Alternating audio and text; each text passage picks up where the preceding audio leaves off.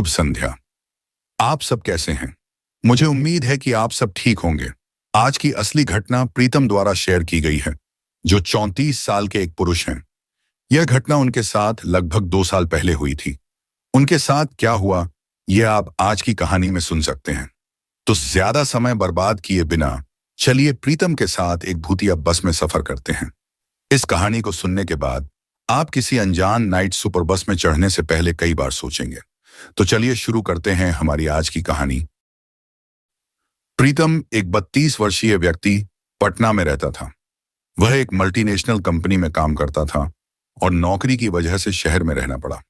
लेकिन इस बार वह अपनी जड़ों से जुड़ने के लिए अपने पैतृक गांव गया हुआ था, जो पटना से लगभग 320 किलोमीटर दूर था। गांव का माहौल, वहां की ताजी हवा और बचपन के दोस्तों के साथ समय बिताने का अनुभव उसे बहुत सुकून दे रहा था।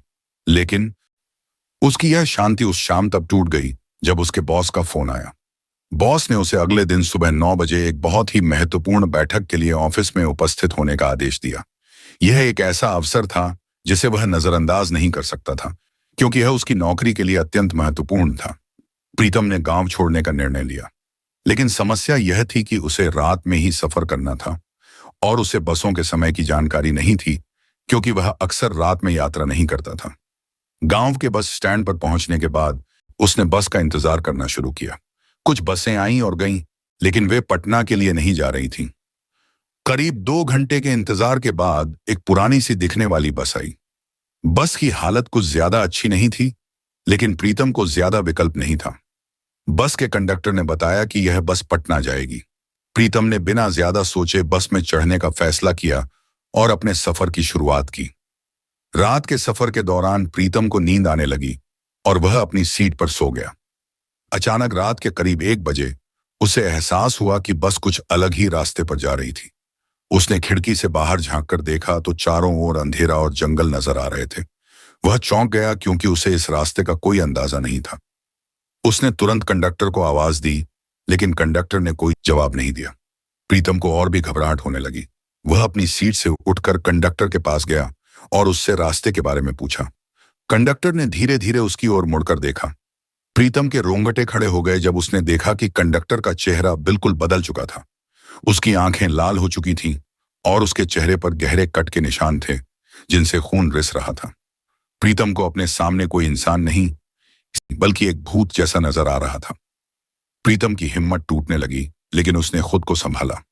उसने बस में बैठे दूसरे यात्रियों की ओर देखा।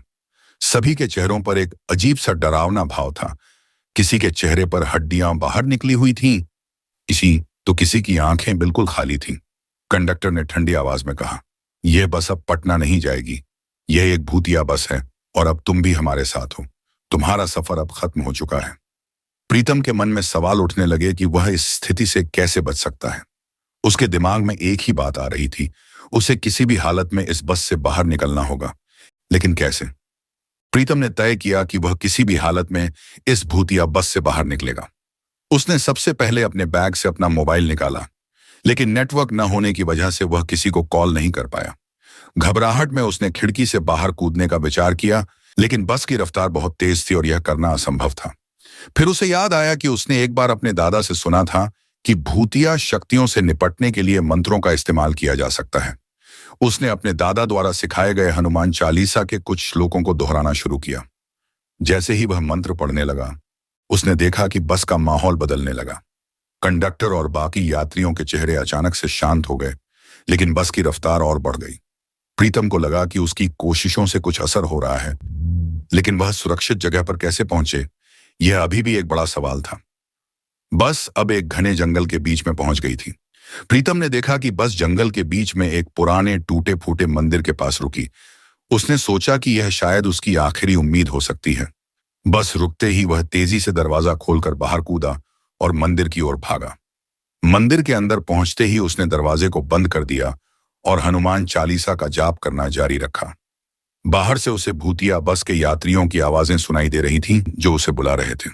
लेकिन प्रीतम ने उनकी बातों पर ध्यान न देकर अपने मंत्रोच्चारण को जारी रखा। जय हनुमान ज्ञान गुण सागर, जय कपीस तिहु लोक उजागर, रामदूत अतुलित बल धामा, अंजनी पुत्र पवन सुत नामा, महावीर विक्रम बजरंगी, कुमति निवार सुमति के संगी, कंचन बरण बिराज सुबेसा, कानन कुंडल कुंचित केसा, हाथ वज्र और ध्वजा बिराजे, कांधे मूंज जनेऊ साजे, शंकर सुवर्ण केसरी नंदन, तेज प्रताप महाजगवंदन, विद्यावान गुणी अति चातुर, राम काज करिबे को आतुर, प्रभु चरित्र सुनिबे को रसिया, राम लखन सीता मन बसिया, आपन तेज संहारो आपे, तीनों लोक हाँकते कांपे, भूत पिशाच निकट नहीं आवे, महावीर जब नाम सुनावे।